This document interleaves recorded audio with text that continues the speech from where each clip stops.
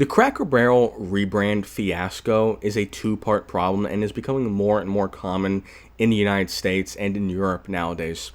Look, the first part of the problem is these highly educated, quote-unquote, experts. They believe that art is a scientific thing that can be just improved by sizes of magnitude, that we're just going to improve it. And they kind of forget totally that there's a human aspect of art that makes it unique and that makes it beautiful. Obviously, beauty is subjective. There's some things that more people like than others, but at the end of the day, beauty is subjective.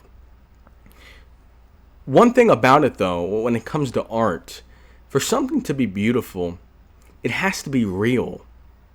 I can make an AI art of, whatever, but someone that hand painted it, even if it's not as pure and as symmetrical and all the colors are exactly the same, there's something about the human artwork, even though it's not as perfect, that looks more appealing. It looks real. I can feel something. And that isn't scientific. You can't learn that in a textbook because there isn't a way to measure that. There's no education that you can get that says that people like real things. People like some sort of human connection. People don't like AI slop. And at this point, architecture, as well as, any designs and color schemes and buildings, everything is rectangles and straight lines in white, silver, and black. And there can be some of that, no doubt. There can be some bland color schemes. There can be some structures that need kind of a very symmetrical, very non-exotic taste. There was definitely room for that.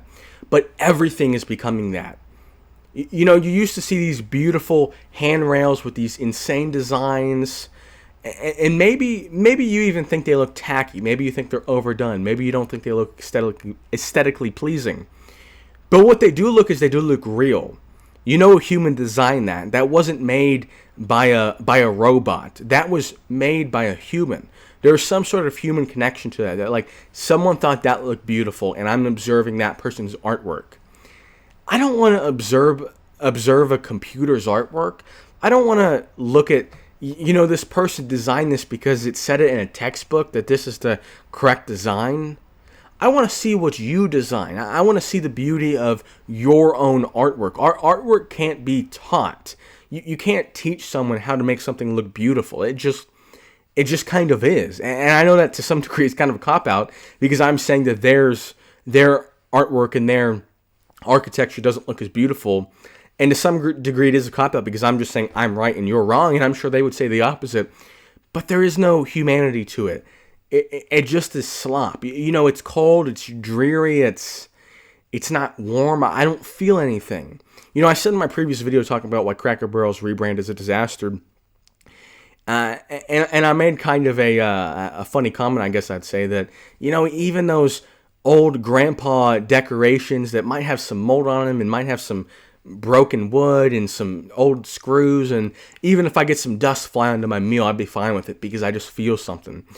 And even though it kind of is a joke, it kind of is true. Because although that the new design might be sleeker and it might be more symmetrical and the color scheme might pop, I don't feel anything. I feel like I typed into AI, can you make me a design for a restaurant? And that's what it gave me. It gave me a computer-generated answer. And my second part to this, the first part I think is more important, that people need to understand that artwork, can't even talk. That's how you know it's real. That's how you know it's real, because this isn't a perfect video. Artwork can't be perfect. There is no such thing. And the closer you get to perfect, the less attractive it looks, the less I feel connected to it.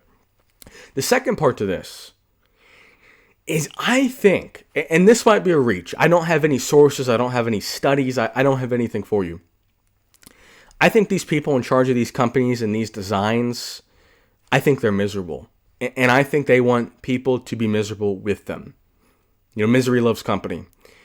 And the reason why I think that is these people have a lot of money, they have a lot of power, got a lot of connections, They've got perfect health care. You know, they've got everything. They live in the United States. They've got everything. Perfect situation. You're at the top of the most prosperous country in the world, in world history. And these people still aren't happy. They don't look passionate. They always, whenever these people are discussing these things, they're always super scripted, and they always you can kind of sense it that they're tired.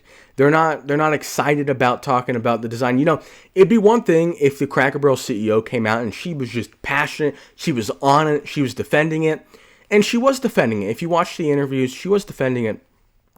But it wasn't from a true place. You can kind of tell when you're watching that this is a scripted, that's not truly how she feels.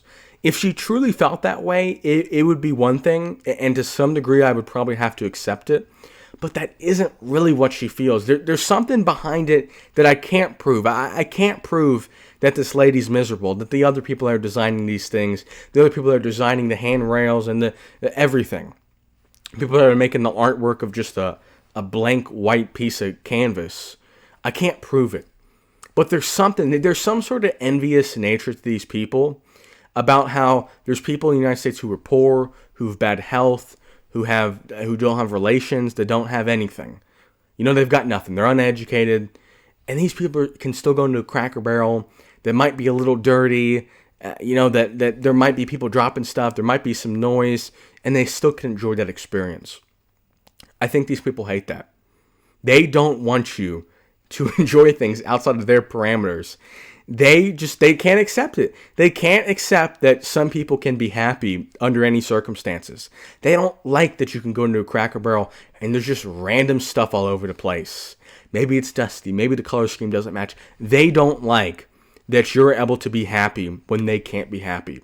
They have everything you could never have, and that's why they need to pull you down. They need to make your surroundings look miserable so you can join them.